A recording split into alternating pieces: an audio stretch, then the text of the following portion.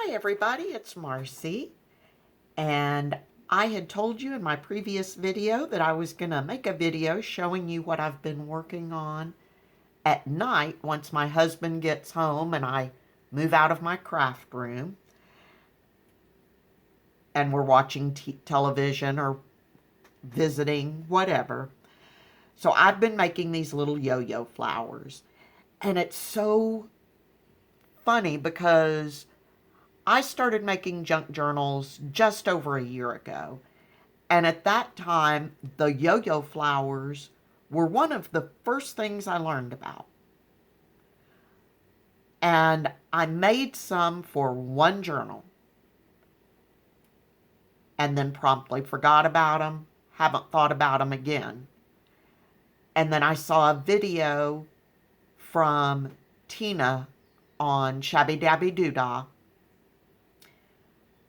And as part of her mass making series, she was making yo-yos. And I thought, yo-yos, why have I not made yo-yos? So, got some stuff together and started doing this in the evenings. Good way to use up some buttons. These are some that I've made so far. And they're great to have in the stash if you want a little, I call them yo-yo flowers because to me that's what they look like. And you just need a little decoration, or you want a flower but you don't want a huge amount of bulk that a folded paper flower might give you. I love these things. Anyway, so I thought I'd show you how I make them. Now, I know there are videos on how to make yo-yos, and I'm sure the way I make them is not the correct way, but it's how I do it and it works for me. So, all you need to do is take your fabric or take some fabric scraps and cut them into circles. Mine are, I've got several and various sizes. I actually made a template. The size doesn't really matter. The bigger your circle is, the bigger your yo-yo will be. But first of all, let me say, please, they do not have to be perfect circles. For me, if I'm looking at a square piece of fabric and somebody says, now cut a circle out of this, it is not going to be anywhere even close to a circle. So I use a template, just mark around the fabric with an ink pen, cut it out. I don't even bother following the lines precisely. I do it on the wrong side of the fabric. It just doesn't matter. So whatever size, the larger your circle, the larger your yo-yo will be. So just make several different sizes, whatever you want to do. So once you've got your circle, you'll need thread on your needle. I've already pre-tied a knot at the end of my thread because you really don't want to see me try to thread a needle on camera. And then I'm just going to go, and I'm probably 1/8 to 1/4 inch from the edge, and I'm just going to do a running stitch all the way around. So out and in. And I've got the wrong side of the fabric facing me for right now. Out and in. All the way around. So and then I stop it after a few stitches, pull my thread a little bit, and keep going.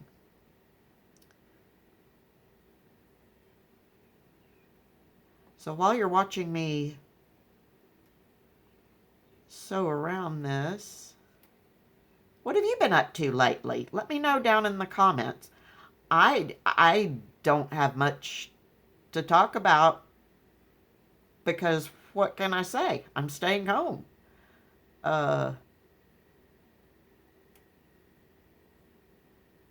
Today,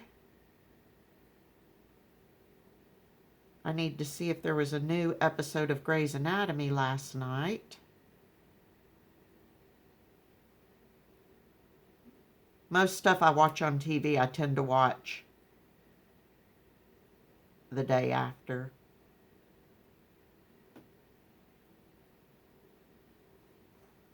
But beyond that, I've been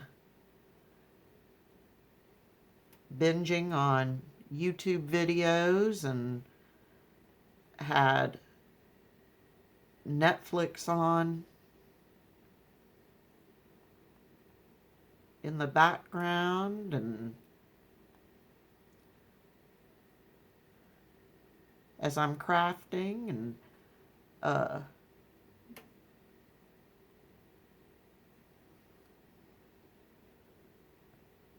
makes it kind of tough, I will say.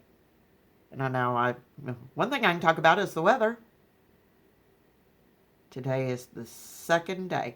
Okay, now I've gotten back around to where the beginning of my stitch is, and I'm just going just a hair shade beyond that for a couple of stitches, and I'm stopping with my needle coming to the inside of my circle. All right, now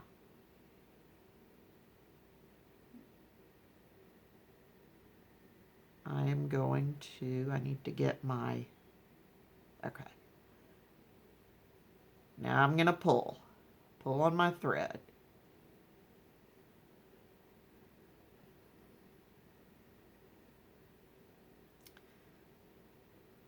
And for some, oh, I know why, because I don't have it pulled all the way through.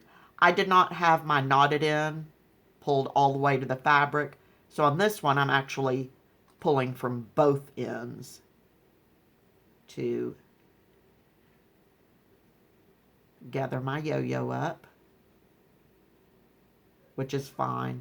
I mean, absolutely nothing about this is fussy.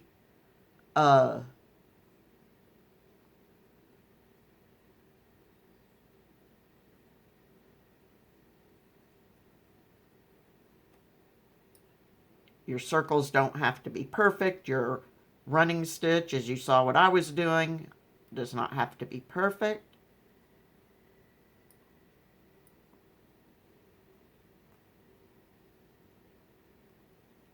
And the tighter you pull, the more you pull, the closer your center will be.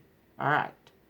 So now, because I had not pulled my end thread all the way through, I'm going to take it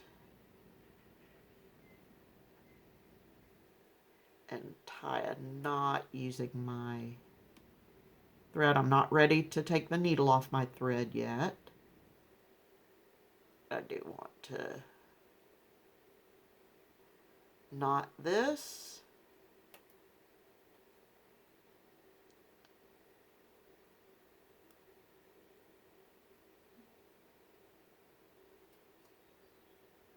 I truly am a bumbling crafter. I mean, and the more videos I make and the more you watch, the more you will see I am the definition of a bumbling crafter. Okay, now,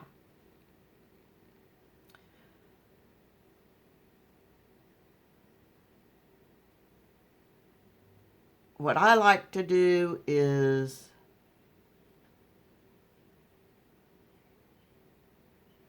I kind of tack mine once I've got it pulled. I just kind of tack it.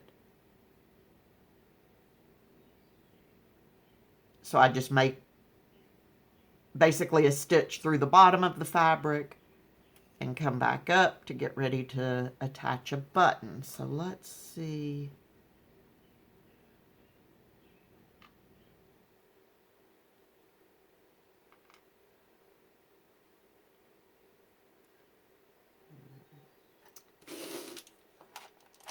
my tub of buttons here.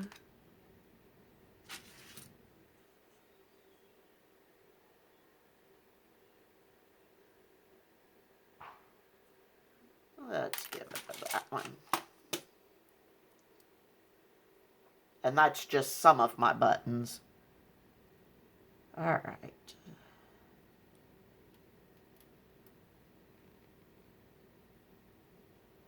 So get my buttons started here. And now you're just going to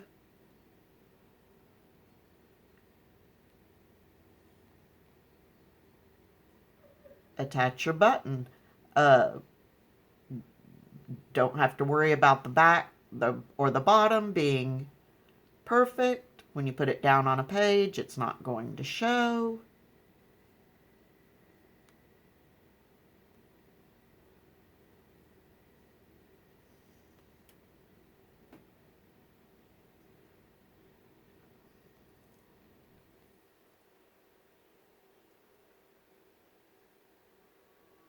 All right, and then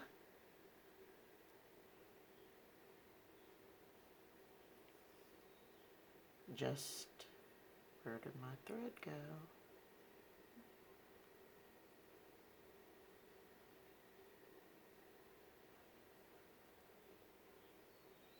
Just tie off your thread.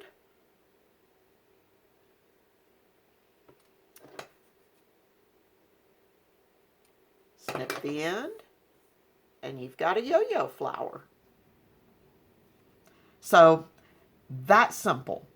That simple, that quick, that easy, perfect to do while you're just sitting there watching TV or binging on YouTube videos. You don't have to give it any thought.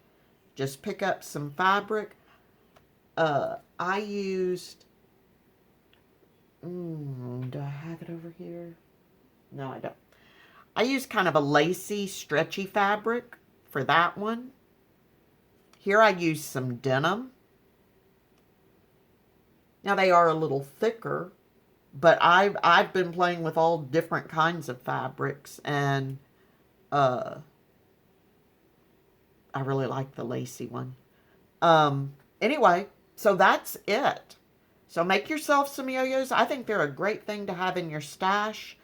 That way, if you need or want a little flower, just a quick decoration, you can grab one and go and don't have to stop at the time to think about it and make it. So I hope this helps, and I hope you make yourself some yo-yo flowers.